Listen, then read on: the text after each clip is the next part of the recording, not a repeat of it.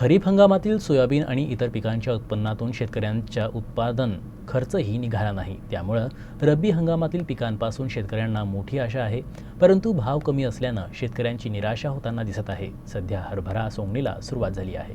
मी ब्रह्मानंद श्रीराम गडाख, येळगाव। माझ्याकडे 2-3 एकर जमीन आहे आणि आता हरभरा सोंगायला सुरुवात झालेली आहे। पण मग आता सध्या बाया मजूर भेटत नाही।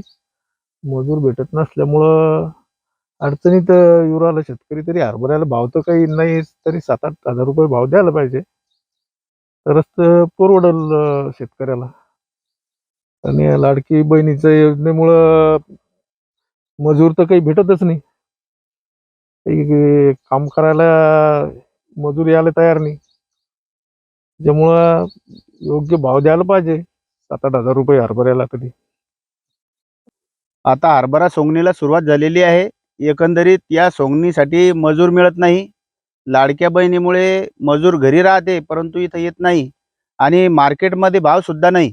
यामध्ये एकंदरीत 7 ते 8 हजार रुपयाच्या आसपास तरी किमान हरभऱ्याला भाव पाहिजे होता।